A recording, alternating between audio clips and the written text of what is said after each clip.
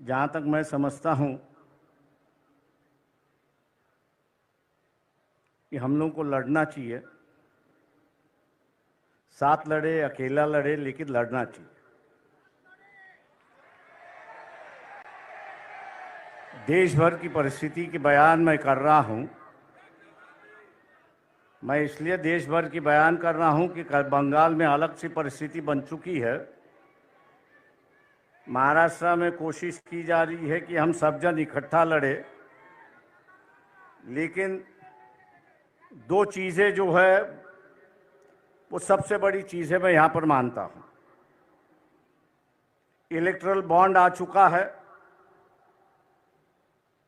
और हर चैनल पर अमित शाह का बयान आ रहा है कि हमने जो है इलेक्शन के माध्यम से जो काला धन था उसको भगा दिया है।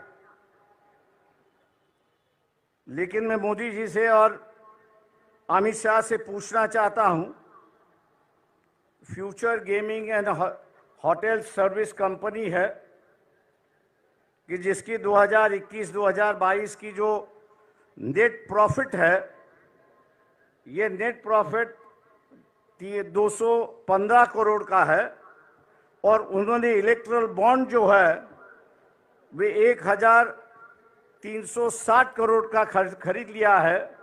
जब कंपनी का प्रॉफिट ही 200 करोड़ है तो 1300 के बॉन्ड वहाँ कहाँ से खरीद लिए? इसका विवरण तो होना चाहिए। मैं ऐसे कई कंपनियों का नाम दे सकता हूँ। क्या हम लोग इनको टारगेट करेंगे या नहीं करेंगे? मोदी से ये सवाल पूछेंगे या नहीं पूछेंगे? और हम लोग जरूर पूछना चाहेंगे कि आप कह रहे हो, अमित शाह से हम कह रहे हैं कि आप टीवी पर जवाब देते हो, तो इसका जवाब दीजिए कि इस कंपनी के पास 1300 करोड़ रुपए कहां से आए, इसका जवाब होना चाहिए। आप इन पर ईडी की इंक्वायरी करवा रहे थे, लेकिन ईडी की इंक्वायरी अब रुक चुकी है। ऐसी एक परिस्थिति है। मैं समझता हूं कि एक मामला है कि जिसको हमने उठाना चाहिए। दूसरा, प्रियंका गांधी जी से मेरी नम्र विनती है कि मोदी जी कहते हैं कि ये देश मेरा परिवार है। ये बात सही है कि ये देश उनका परिवार है, लेकिन उनका जो असली परिवार है उनमें से एक महिला उनके साथ में नहीं रहती है। हो सकता है कि अगले साल के इलेक्शन में जो हो रहा है, मोदी जी दोबारा प्राइम मिनिस्टर ना बने।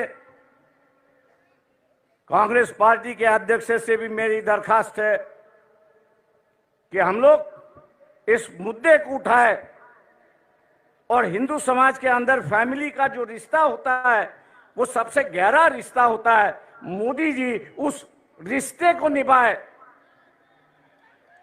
उस रिश्ते को निभाए और अपनी पत्नी को अपने साथ में लेकर रहे। 2-4 दिन बाकी है, उसके लिए हम लोग को लड़ना चाहिए। मैं उम्मीद करता हूं कि खड़गे जी जब बात करेंगे इस पर जरूर अपनी टिप्पणी यहां पर करेंगे, क्योंकि वह हिंदू संस्कृति की बात करते हैं, हिंदू रिवाज की बात करते हैं और वही रिवाज और वही उसको मानने के लिए तैयार नहीं। पर्सनल मामला है, मैं जानता हूं, लेकिन कल्चरल की चर्चा जो है ये आरएसएस ने शुरुआत की।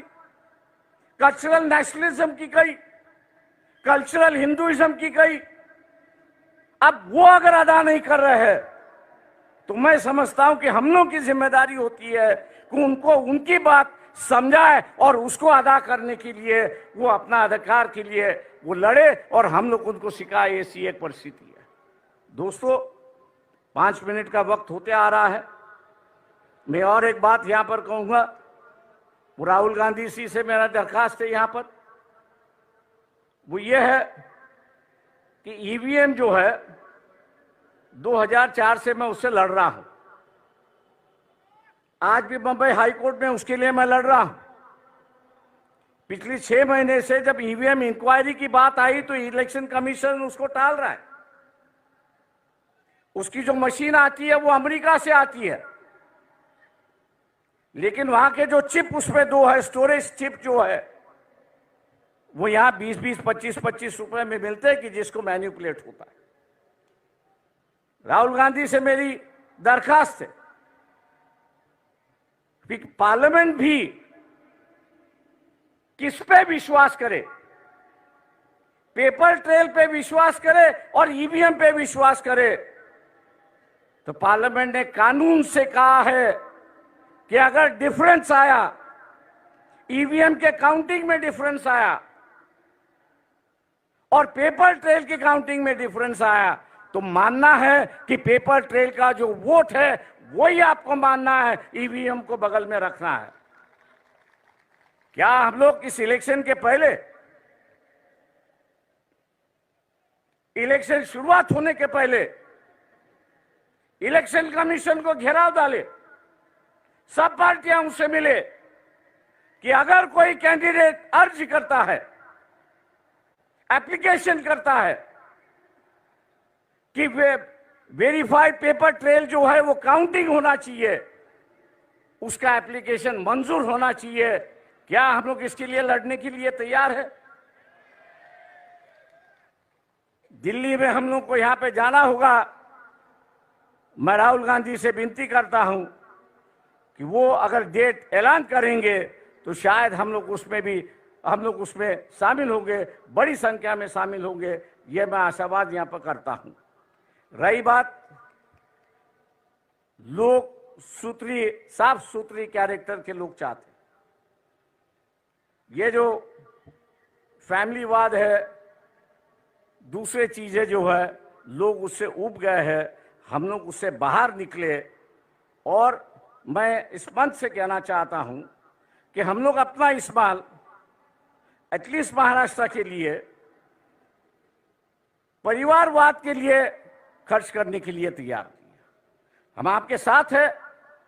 आम आदमी हो, डेमोक्रेसी सोशलाइजेशन हो, कैंडिडेचर का सोशलाइजेशन हो, ना ये हो किसी एक परिवार से, किसी एक कास्ट से ज्यादा लोकसभा के उम्मीदवार हो और हम उनके पीछे सिर्फ वोट बैंक बने। हम लोग वो बनने के लिए तैयार नहीं है।